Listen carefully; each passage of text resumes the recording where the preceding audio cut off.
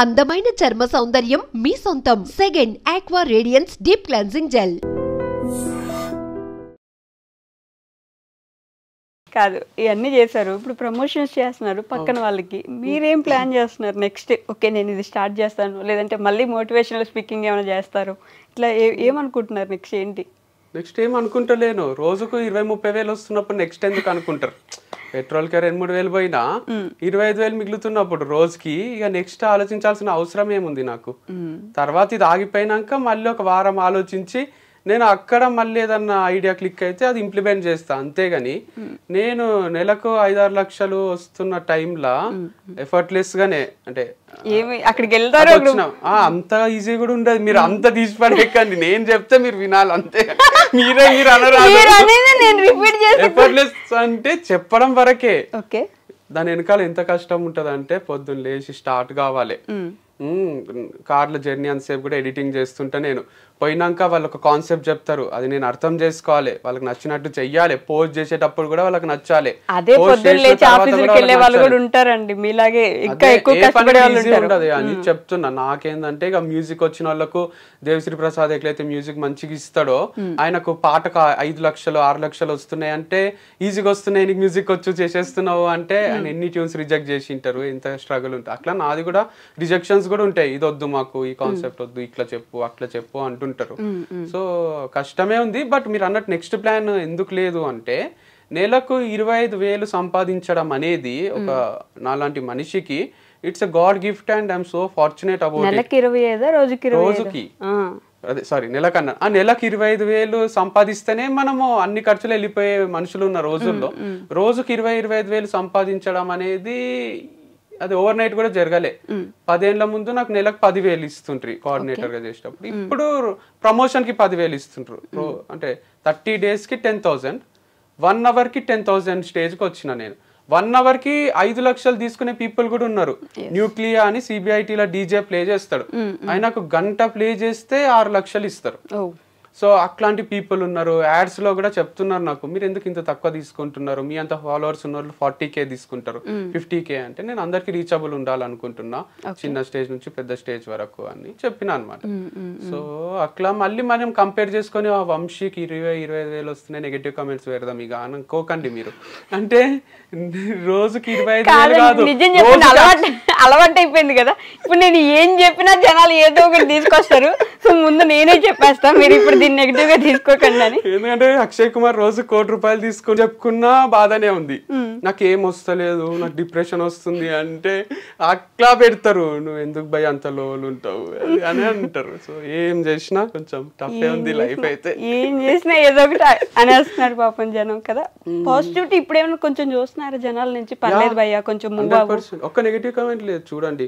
ఎప్పుడైనా వస్తే రిలీట్ చేస్తున్నా 1-2 అని. అప్పుడైతే వెతికి ఒక నైట్ పండుకుంటే పొద్దున్న లేసరికి ఒక 200 నెగిటివ్ కామెంట్స్ ఉంటుండే, అవి డిలీట్ చేయడానికనే హాఫ్ డే పోతుండే. సో ఇప్పుడైతే ఎవరు పెడతలేరు, అందరూ పట్టించుకుంటలేరా మరి, లేదా పాజిటివ్ ఇంప్రెషన్ ఉందో గానీ మూవ్ ఆన్ అయిపోయినారు. కానీ ఫాలోవర్స్ కూడా ఏం దగ్గర, నాకు అదొకటి హైలైట్ ఉంది నా విషయంలో, పెరుగుతలేరు తగ్గుతలేరు. కొనుక్కున్నారేమో 10 ఏళ్ళ స్ట్రగుల్ ఈ మాత్రం ఉండరా. సో యాక్చువల్గా నాకు 1 million 2 million ఉండాలి, ఇంకా తక్కువ ఉంది నంబరు. ఎందుకంటే 8కి పోయినా గుర్తుపడతారు నన్ను, ప్రతి ఫ్యామిలీలో ఒకరికి అయితే తెలుసు నేను. సో అంతున్నప్పుడు నంబర్ యాక్చువల్గా హై ఉండాలి, కానీ ఇక ఇవన్నీ క్లోజ్ చేయడము, ఇదంతా నెగిటివ్ ఇంప్రెషన్ ఏదైతుందో దానివల్ల కొంచెం తక్కువ ఉన్నట్టున్నారు. అన్నయ్య ఏం చేస్తున్నారు ఇప్పుడు? అన్నయ్య సబ్జెక్ట్ రిలేటెడే చేస్తాడు. యాప్టిట్యూడ్, ఇంగ్లీష్ అని 2 కోర్సెస్ ఉంటాయి యాప్ లో, క్రియేటివ్ యాప్ లో. అది ఇంటి నుంచే సేల్ చేస్తాడు. లైక్ రికార్డెడ్ వీడియోస్ ఉంటాయి, దానికి రిలేటెడ్ ప్రమోషన్ చిన్నగా టైప్ లో పెడతాడు. ఆ వీడియో చూసిన వాళ్ళు యాప్ లోకి వచ్చి అది పర్చేజ్ చేసి డెమో క్లాసెస్ ఉంటాయి 3-4 వింటారు, నచ్చితేనే కొంటారు. అమ్మ నాన్న సపోర్ట్ చేస్తున్నారా? ఏం కాదురా, జరుగుతూనే ఉంటాయి, లైఫ్ మూవ్ అవుతూనే ఉండాలి ఇలా అంటారా, లేకపోతే ఏదో ఒకటి చేయండి నాయన అంటారా? ఈజీ గోయింగే ఉంటారు అమ్మ నాన్న, అందుకే ఇంకా వాళ్ళతోనే బతకగలుగుతున్నా. లేకపోతే నువ్వు ఏందిరా ఇన్ని కాంట్రవర్సీలు, పంచాయతీ ఏంది అని భయం అవుతుంది వాళ్ళకి. ఇప్పుడు బ్రాండ్ అంబాసిడర్స్ కూడా అమ్మాయిలు చేంజ్ అవుతుంటే ఏ ఫాదర్ మదర్ కైనా గుండెదడ పెరుగుతుంది కదా. నేను వచ్చి ఇప్పటి వరకు ఒక లెక్క, ఇప్పటి నుంచి ఒక లెక్క అని చెప్తుంటా. ప్రతి ఒక్క అమ్మాయిని తీసుకొచ్చినప్పుడల్లా ఇప్పటిదాకా ఒకటి అది సరే అమ్మాయిలకు వాళ్ళకు అందరికి ఎట్లా అనిపిస్తుంది కానీ అమ్మ నాన్నకైతే డైరెక్ట్ బ్లడ్ రిలేషన్ కదా ఇక్కడ ఇంకొకటి ఏదో చేసినట్టే ఉన్నాడు అని భయం అయితే ఉంటది వాళ్ళకు. కానీ వాళ్ళు సపోర్టే చేస్తారు. లైక్ రీసెంట్ గా కూడా మ్యారేజ్ బ్యూరో నుంచి ఒక మెసేజ్ వచ్చింది నాకు, మ్యాచెస్ కి చూస్తున్నారా అని. ఓకే, చెప్పండి మంచి అమ్మాయి ఉంటే చేసుకుంటా అని రిప్లై ఇచ్చిన. అది మా అమ్మకు అక్కకు డాడీకి కూడా చెప్పిన.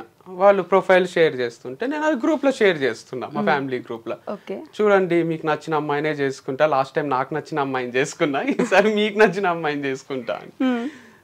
అంత సపోర్టింగ్ ఫ్యామిలీ కూడా ఉంటారు కదా, లైక్ చేసుకోబెట్ట అన్నట్టే ఉంటారు వాళ్ళు. మంచిదే కదా, అంటే ఒంటరిగా ఉండిపోవాలి అని జీవితాంతం అని ఉండదు కదా, వాళ్ళకు ఒక తోడు ఉండాలి, మేము ఎన్ని రోజులు వీనితోనే ఉంటాము అనే ఫీలింగ్లు ఉంటారు కదా పేరెంట్స్, నీకు కూడా ఫ్యూచర్ లా ఉండాలి కదా అని. సో మంచి సపోర్ట్ చేస్తున్నారు. సో నేను ఏం చేసినా సపోర్ట్ చేస్తారు. అట్లని తప్పులు చేస్తే తిడతారు కానీ నేను తప్పులు చెయ్య కదా. తప్పులు చేయరా? అంత మెచ్యూరిటీ అవుతుంది. మీరు చేసేవన్నీ తప్పులే కదా, మీరు అంటున్నారు. రోజు తప్పులతో నేర్చుకుంటున్నారు మీరు. తప్పులతోటి నేర్చుకుంటలేను, వచ్చిన కష్టాలతోటి వచ్చిన ఫెయిల్యూర్ తోటి నేర్చుకుంటున్నా. ఒక ఇంటర్వ్యూకి పోయి ఫెయిల్ అయినావో అంటే తప్పు చేసినట్టే కాదు కదా. అది తప్పు కాదు, కాకపోతే మీరు బిజినెస్ పెట్టి ఫెయిల్ అయ్యారంటే ఎక్కడో దగ్గర తప్పు జరిగిందని కదా. తప్పు జరగకుండా కూడా మూసుకోవాల్సి వస్తుంది కదా, అంటే వేరే వాళ్ళ తప్పు వల్ల కూడా. ఎవరు తప్పు వల్ల అయినట్టు? ఇప్పుడు నాపై నెగిటివ్ పబ్లిసిటీ చేసిండ్రు కదా. ఎవరు? మా దగ్గర పనిచేసిన ఎంప్లాయీస్ వాళ్ళు వచ్చి ఇక్కడ ఆర్గానిక్ అమ్ముతలేడు అని డౌట్ క్రియేట్ చేస్తే, మన దగ్గరే ఉన్న వాళ్ళు మనకు వెన్నుపోటు పొడుస్తున్నారంటే ఏం జరగకుండానే పొడుస్తారా అనే డౌట్లు కూడా ఉండదు. అంటే అందరిపైన కోపం ఉంటది అని ఎవరు చెప్పారు కదా అట్లా. ఇప్పుడు కట్టప్ప బాహుబలిని చంపిండు కానీ ప్రతి సినిమాలో అట్లా కట్టప్పలు ఉండరు, హీరోలని వెనక నుంచి పొడిచి చంపేయరు కదా. ఒక్కసారి జరిగిందంటే అది వన్స్ ఇన్ ఎ మిలియన్ జరుగుతుంది, మిలియన్ టైమ్స్ లో. అట్లా నా లైఫ్ లో జరిగింది. Once in a million me life లో జరిగింది కాబట్టి అలా జరుగుతుంది. ఎందుకంటే నేను పని చేసుకుంటా, మంచినే ఉండే పర్సన్ ని నేను, పని అంటే పిచ్చి, అట్లాంటిది నాకు ఫార్మ్స్ లేకుండా చేసిండ్రు. అయ్యో, మీరు అన్ని పాత మెమరీస్ గుర్తు చేసి బాధ పెడుతున్నారు. నేను బాధ పెట్టలేదండి, అడిగే క్వశ్చన్స్ అట్లా ఉన్నట్టున్నాయి. ఎందుకంటే ఫస్ట్ మ్యారేజ్ గురించి నేను అడగలేదు అసలు, మీరే చెప్పారు. నేను అసలు మీ మ్యారేజ్ గురించి కానీ ఇంకెవరి గురించి కానీ నేను అడగలేదు. మీరు అన్ని క్లోజ్ అయిన వాటి గురించి అడుగుతున్నారు. మీరు ఇప్పుడు జరిగే ప్రమోషన్స్ గురించి, అరే మీ లైఫ్ బాగుంది కదండి, మీరు మంచిగా బయటకు వచ్చిండ్రు, ఇట్లా అంటలేదు. నేను నా ఫస్ట్ పాయింట్ నేను అది చెప్పా. మీరు మళ్ళీ ఇట్లా పడిపోయి కూడా మళ్ళీ లేస్తున్నారండి. బయటకు వచ్చి ఇప్పుడు మీరు అట్లెందుకు అయింది, ఇట్లెందుకు అయింది, ఇది ఎందుకు అయింది అంటున్నారు. ఇప్పుడు ఇక్కడ నుంచి ఇక్కడ దాకా వెళ్ళినప్పుడు చచ్చిన పాముని ఇంకా చంపుతున్నారండి మీరు. చెప్పండి. ఇక్కడ నుంచి ఇక్కడ దాకా వెళ్ళినప్పుడు ఈ మధ్యలో ఏం జరిగింది అనేది కూడా జనానికి ఒక ఇంట్రెస్ట్ ఉంటది కదా.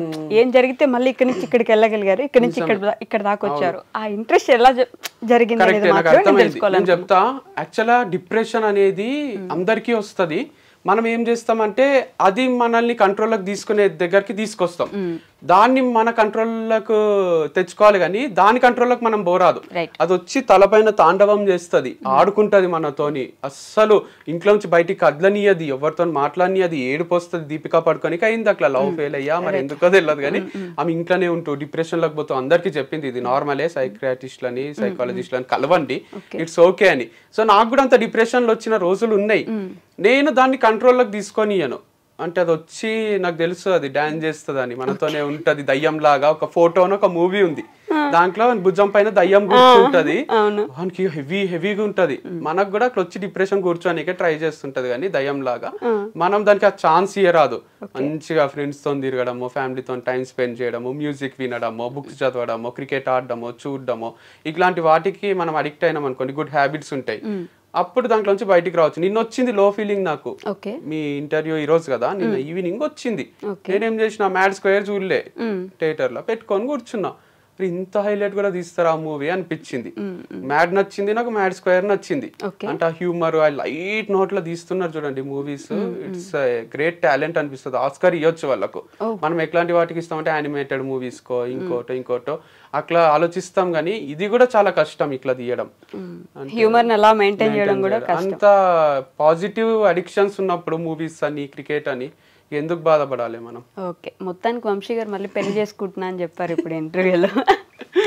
చెప్పారు కదా. చేసుకుంటున్నా అని కాదు, చేసుకోవడంలో తప్పేముంది అని. తప్పులేదు, ఫస్ట్ థింగ్ తప్పులేదు, మీరు చేసుకుంటున్నారని చెప్పారా అని అడుగుతున్నాను నేను. అంతే, చేసుకోకపోతే అయితే అవుతుంది సో చేసుకుంటారు. కొంచెం అమ్మాయి ఉంటే చేసుకుంటారు. వాళ్ళే మెసేజ్ చేస్తున్నారు మరి ఇంట్రెస్టెడా అని. నేను ఏం చెప్పాలి? ఇంట్రెస్టెడ్. ఇంటికి లక్ష్మీదేవి వస్తున్నప్పుడు నువ్వు చెప్పలేం కదా. అంతే. మరి మీ అన్నయ్య పరిస్థితి ఏంటి? మా అన్నకి ఇంకా టైం పడుతుంది. లైక్ ఈస్ థింకింగ్, ఇంకా thinking, he'll take time. He has his own ideology. మీ ఇద్దరికి సెపరేట్ ఐడియాలజీ ఉంటది కదా, సేమ్ అసలు ఉండదు అనిపిస్తుంది. కొన్ని సేమ్ ఉంటాయి, కొన్ని సెపరేట్ ఉంటాయి. లైక్ బ్లడ్ రిలేషన్ కాబట్టి కొన్ని సేమ్ ఉంటాయి, అండ్ వేరే పరిస్థితుల్లో పెరిగినాం కాబట్టి కొన్ని డిఫరెంట్ కూడా ఉంటాయి. ఓకే, వదిలేసిపోయినారు కదా మీరు, అంటే సపరేట్ గా ఉన్నప్పుడు ఐడియాలజీలో కూడా మా అన్నకి యాప్టిట్యూడ్ అనే సబ్జెక్ట్ నరాల్లో ఉంది, నాకు లేదు. నేను ఆయన త్రూ నేను నేర్చుకొని చెప్పిన సబ్జెక్ట్ కాబట్టి నాకు మనసు రాదు. కానీ నాకు ఈ స్టోరీ టెల్లింగ్ ఇవన్నీ చిన్నప్పటి నుంచి ఇష్టం. స్టేజ్ ఎక్కడం, మాట్లాడడము, అంత గుర్తింపు అని ఇదని అదని ఇష్టం కాబట్టి దీంట్లో మనసు వస్తుంది నాకు స్టోరీ చెప్పడంలో. సో అది చేసిన. అండ్ ఈవెన్ ప్రమోషన్స్ కూడా డిఫికల్టే. ఇప్పుడు ఎవరికైనా, మా అన్నకనే కాదు, ఇప్పుడు ఒక షాప్ పెట్టిండే అనుకుందాం, మా అన్ననే ఆర్గానిక్ స్టోర్ లాంటిది, ఇంత డైరెక్ట్ గా ప్రమోట్ చేయలేడేమో అనిపిస్తుంది నాకు. మా అన్న క్యారెక్టర్ తెలుసు కదా, ఈ బెల్లం ఉంది మా షాప్ లో కొనుక్కోండి అని చేసినా మా అన్న బాగుండదు, అది చాలా డిగ్నిఫైడ్ గా ఉంటాడు కాబట్టి నేనంటే ఎవరని ఏమన్నా అనుకోండి అని ఫస్ట్ వీడియోనే క్యారీ బ్యాగ్ లో తెచ్చుకోండి, మా దగ్గర క్యారీ బ్యాగ్ లో లేవు, లేకపోతే మా దగ్గర చాలా కాస్ట్లీ పడతాయి, ఇంటి నుంచి బస్తాలు తెచ్చుకోండి అని చేసిన. ఇది నేను తప్ప ఎవరు చేయలేరు అనిపిస్తుంది. మా అన్న స్టైల్ వేరుంటది. స్టోరీ కూడా టెల్లింగ్ ఒకసారి చూడండి, ఒకటి మా అన్నది ఒకటి నాది. మనది ఎమోషనల్ గా డ్రివెన్ అయ్యి హ్యూమర్ తక్కువ ఉంటది, నాకు కొంచెం హ్యూమర్ ఎక్కువ ఉండి ఎమోషన్స్ తక్కువ ఉంటాయి. క్లాస్ లో కూడా లాస్ట్ కి నేను అయిపోయింది కథ అని చెప్తా, ఆడనే కనెక్ట్ అవుతారు, నవ్వుతారు. మా అన్ననేమో story ends here but the actual story starts here అని చెప్తాడు. సో అది వేరు, మోటివేషనల్ వెళ్ళిపోతుంది, ప్రొఫెషనల్ ఉంటది, నాది కొంచెం హ్యూమరస్ ఉంటుంది. నవ్వించడానికి ట్రై చేస్తారు మీరు, అండ్ కొంచెం ఏడిపించడానికి ట్రై చేస్తారు. సో రెండు డిఫరెంట్ పార్ట్స్ ఉన్నాయి. ఓకే, బట్ ఇప్పుడైతే పర్లేదు, మళ్ళీ వెళ్తూ ఉన్నారు. అంతా బానే ఉంది. సో మేము చూసినాం, నేను చెప్పినట్టు నానోకి ఈఎంఐ కట్టడానికి పైసలు ఉండకుండే మా దగ్గర పల్సర్ బైక్ ఉంటుండే, బజాజ్ ఫైనాన్స్ ఏదో దాంట్లో తీసుకున్నాము. వాళ్ళు ఇంటికి వస్తే మా డాడీ కీస్ ఇస్తే కొన్న 6 నెలలకు ఆ బైక్ తీసుకొని వెళ్ళిపోయిండ్రు. మా అన్న వెక్కి ఏడుస్తున్నాడు, నిజాం కాలేజీలో చదువుతుండే. పల్సర్ ఎట్లుంటది డిగ్రీ బీటెక్ టైంలో తిరగాలంటే. తర్వాత మా దగ్గర ఒక బైక్ లేదు, స్కూటర్ లేదు, ఏం లేదు. ప్లాటినా తీసుకున్నాడు. ప్లాటినా అంటే 100cc బైక్, ఇదేమో 150cc. అది అంకుల్ తిరిగే బైక్ లో మా అన్నని కాలేజ్ పోమంటే మా అన్నకి ఏడుపు వస్తుండే. సో చాలా డిస్టర్బ్ ఫీల్ అవుతుంటాం. దానికి 2500 ఈఎంఐ ఉంటే అది కూడా కట్టకుంటే బౌన్స్ అయ్యి. దీనికి నవ్వలేదు, వెనక కెమెరా మ్యాన్స్ నవ్వుతున్నా మీరు మళ్ళీ నన్ను ఆయన అంత బాధగా చెప్తుంటే నవ్వుతున్నారు. సంతోషమే, ఆ పరిస్థితి నుంచి ఈ పరిస్థితికి వచ్చినాం కదా. సో అట్లా బైక్ ఎత్తుకపోయిన రోజుల నుంచి ఈఎంఐలు కట్టలేని స్టేజ్ నుంచి బుల్లెట్ ఇప్పించింది మా అక్క. 5,000 కూడా ఉండకుండే, 3,000 ఉంటుండే. అది అక్కనే కడుతుండే. సో ఫస్ట్ 5,000 అడ్వాన్స్ కట్టి బుక్ చేసినాం ఎర్రగడ్డాల పిచ్చాసుపత్రి దగ్గర. అది రాయల్ ఎన్ఫీల్డ్ షోరూమ్ ఉంటుండే, అడ్వాన్స్ బుకింగ్ చేసుకోవాల్సి వస్తుండే బుల్లెట్ కి. తీసుకునే టైంలో డాడీ దగ్గర డబ్బులు లేవు, అక్కనే డౌన్ పేమెంట్ కట్టి ఈఎంఐలు కట్టి తమ్ముళ్ళకు ఉండాలి అని ఇప్పించింది అనమాట. సో ఎందుకు చెప్తుంది ఇదంతా నేను? ఏమో అడిగిండ్రు, క్వశ్చన్ మర్చిపోయినా. అంటే ఇప్పుడు బానే ఉందా, పర్లేదా, పైకి మళ్ళీ వెళ్తున్నారా అని అడిగితే చూసినా నేను చాలానే. పల్సర్ బైక్ పోయినప్పుడు బాధ కావడము, లేదా నానో కార్ కొన్నప్పుడు కొంచెం ఇన్స్టాల్ గా చూడడము. నాకు ఈకో స్పోర్ట్ లేదు, చాలా సెంటిమెంటల్ సీన్స్. ఈకో స్పోర్ట్ కొన్నప్పుడు దేవుని దగ్గర పైసలు తీసుకొని డౌన్ పేమెంట్ కట్టినాం. దేవుడి దగ్గర పైసలా అంటే దేవుని దగ్గర మీరు చిల్లర పెట్టి అలవాటు ఉంటది అమ్మలకు నాన్నలకు. సో దాని ముందు ఒకటి ఉంటుంది గల్లపెట్టిలాగా, దాంట్లో వేస్తుంటారు. అవన్నీ జమ చేస్తే కూడా కొంచెం వేలల్లోనే అయింది అవన్నీ. సో ఇవన్నీ ఎందుకు ఇంపాక్ట్ చేస్తలే అంటే, నేను మా అన్న చాలా చూసినాం లోస్ హైస్. చూసేసరికి మేము తిరగని స్టేషన్ లేదు. ఎప్పుడు 5-6 ఏళ్ల ముందే ఏదో తప్పు చేసాం, పోలీస్ స్టేషన్. మాకు బుక్స్ కాపీ కొట్టి వేరే వాళ్ళు కంటెంట్ వాళ్ళ వీడియోస్ లో చెప్తుండ్రి, మేము రాసిన బుక్స్ లో కంటెంట్. కాపీరైట్ కేసు అని ప్రతి స్టేషన్ తిరిగి IPS లని అందరినీ కలిసినాం మేము. ఓకే. సో తర్వాత మేమే యూట్యూబ్ నుంచి కాపీరైట్ స్ట్రైక్ వేస్తే ఆయన ఛానల్ క్లోజ్ అయింది. అండ్ తర్వాత ట్రోల్స్ వచ్చినప్పుడు కూడా ప్రతి స్టేషన్ తిరిగినాం, మా పైన ట్రోల్స్ వస్తున్నాయి ఆపేయండి, ట్రోల్స్ వస్తున్నాయి ఆపేయండి అని. ఎవరు పట్టించుకోలే, మీరు ఆడపిల్లలా ఎందుకు ఇట్లా చేస్తున్నారు, ధైర్యంగా ఉండండి అంటారు. ఆడపిల్లలకే ఉంటుందా సార్ హార్ట్, నాకు కూడా బాధ అవుతుంది అని మేము సరే వాళ్ళందరినీ రప్పిద్దాము ఇక్కడికి స్టేషన్ కి అని ఓకే కంప్లైంట్ తీసుకుందామని FIR మీద సంతకం పెట్టే టైంలో ఇక వాళ్ళ ఫ్యూచర్ కూడా స్పాయిల్ అవుతుంది కదా ఆలోచించండి అని అన్నారు. వాళ్ళు కూడా రిక్వెస్టింగ్ గా అన్ని డిలీట్ చేస్తామన్నారు. తర్వాత మేము యాక్సెప్ట్ చేసినాం. సో మాకు అన్ని చూసినాం, మేము ట్రోల్ చూసినాము, ఇట్లా కాపీ కొట్టి కాపీరైట్ యాక్ట్స్ కింద అన్ని నాలెడ్జ్ ఉంది కాబట్టి చాలా చూసినాం కాబట్టి నెగిటివ్ కమెంట్స్ ఇప్పుడు జరుగుతున్న లాస్ ఏం అనిపించదు, ఎఫెక్ట్ చెయ్యాయి. వంశీ ఫార్మ్స్ క్లోజ్ అయితే ఎంత బాధ అయిందో పల్సర్ తీసుకున్న రోజు వాళ్ళు ఫైనాన్స్ వాళ్ళు కూడా ఆల్మోస్ట్ అంతే బాధ అయింది. సో ఆ పెయిన్ చూసిన వాళ్ళకి ఈ పెయిన్ ఏం కొత్త కాదు కదా. ఓకే, కానీ ఇందాక మీరు ఒక మాట అన్నారు చూడండి, ఆడపిల్లలే ఏడవల్ల ఆడపిల్లలకే బాధ ఉంటుందా, ఏ అబ్బాయిలకి మనుషులు కాదా, అబ్బాయిలకి మనసులు ఉండవా అన్నట్టు. ఈ పాయింట్ ఎప్పుడు కూడా ఒక డిబేట్ లాగా జరుగుతుంటది కదా. అబ్బాయి నువ్వు ఏడవకూడదురా, ఏంటి ఆడపిల్ల ఏడుస్తున్నావు అంటారు కదా. ఈ పాయింట్ గురించి ఏమైనా మాట్లాడగలరు? అంటే మెయిన్ థింగ్ ఏంటంటే ఏడుపు వస్తే కంట్రోల్ చేయలేము.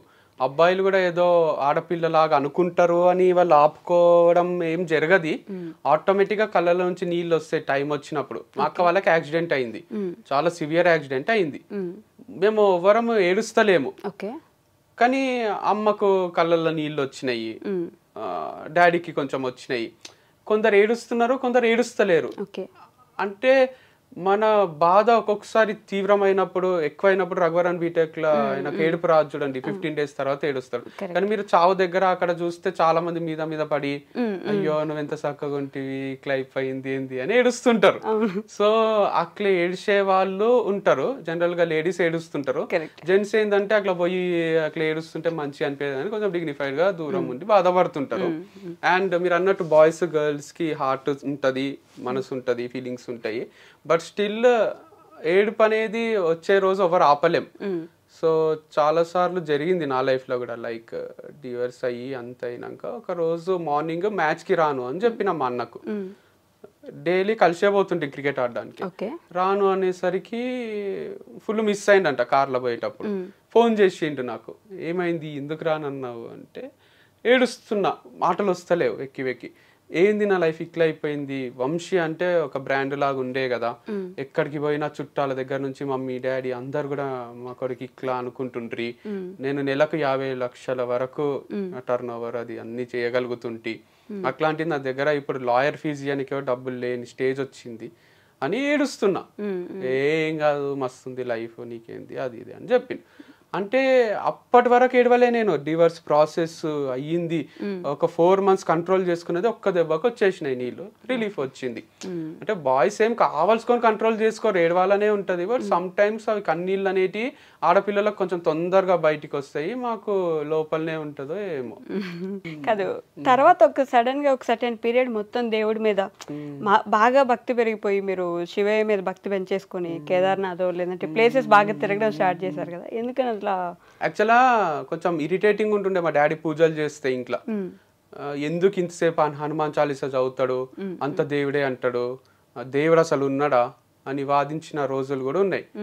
బట్ రిషికేష్ పోయినప్పుడు ఫస్ట్ పెళ్లి చేసుకోవడానికి ఆ ప్రాసెస్ అదంతా ఉన్నప్పుడు రిషికేష్ ఎంటర్ అయితానే తెలియకుండానే కార్లా సదాశివ సన్యాసి అనే పాట వచ్చింది, అదంతా కూడా శివ వైబ్స్ ఉంటాయి. తర్వాత 1 year సెలబ్రేషన్స్ కి పోయినప్పుడు కూడా ఇదంతా దేవుడే ఇచ్చిండు కదా నాకు, నాలాంటి పిచ్చోనికి మంచి లైఫ్ ఇచ్చిండు కదా అనే గ్రాటిట్యూడ్ లా టాటూ వేయించుకున్నా శివుంది. అప్పుడు నమ్మకం స్టార్ట్ అయింది. అండ్ ఎవ్రీ నవ్వేందని ఏదో ఒక మిరాకిల్ జరుగుతుంది లైఫ్ లో. అంటే 100% నాకైతే అంత పవర్ లేదు, పవరే హెల్ప్ చేస్తున్నప్పుడు అది దేవుడే కదా.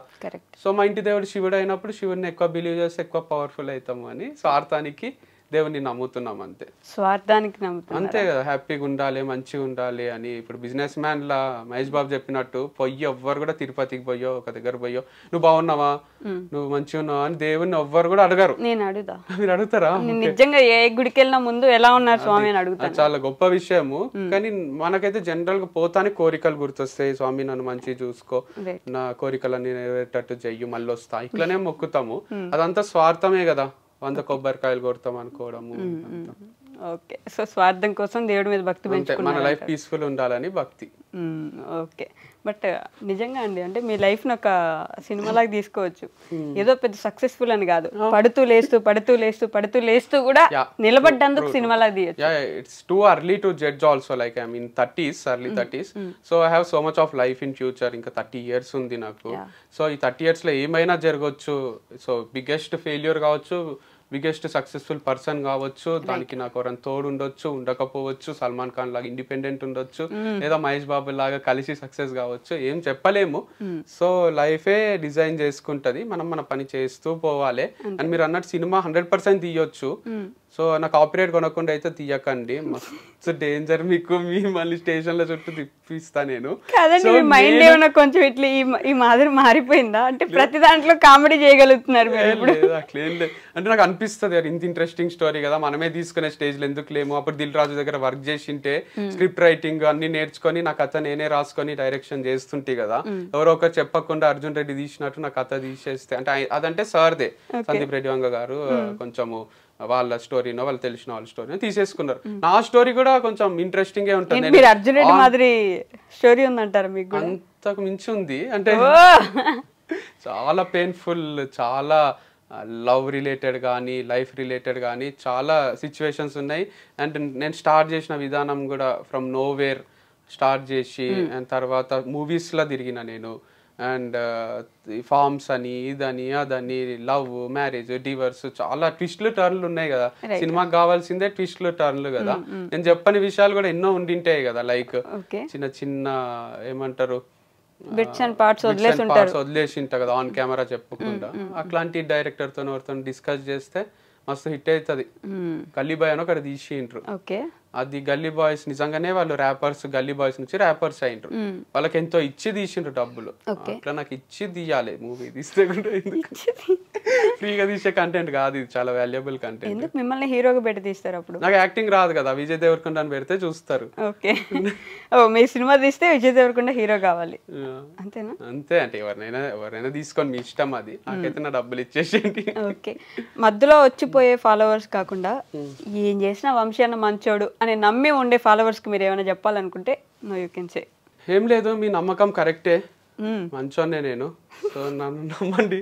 అండ్ దాంతోపాటు మీరు ఏమనుకుంటున్నారో అది సాధించలేకపోయినా అది ఎక్కువ మైండ్ మీదకి తీసుకోకండి. You always want to be something big in life. మాకు కూడా ఐఏఎస్ ఐపీఎస్ కావాలని ఉంటుండే, మా డాడీ కోరిక అది.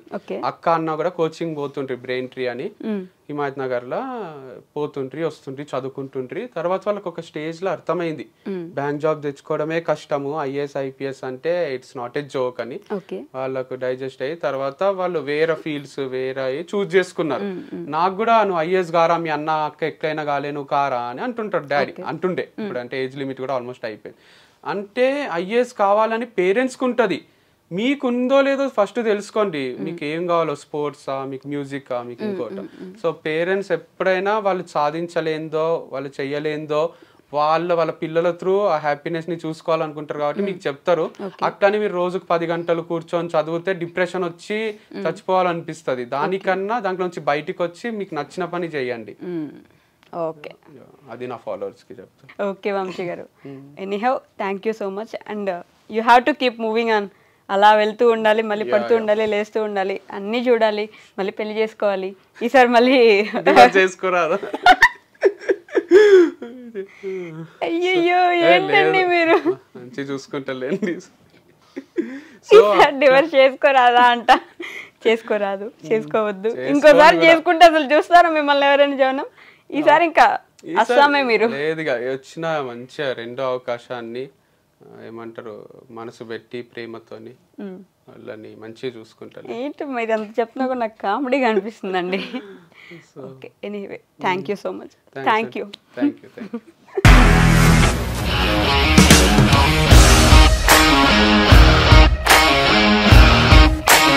ఇండస్ట్రీలో కమిట్మెంట్ ఇష్యూస్ వస్తే నీకు కూడా వచ్చినట్టు? మార్నింగ్ తీసుకెళ్ళానంటే కొట్టి పడేసాడు.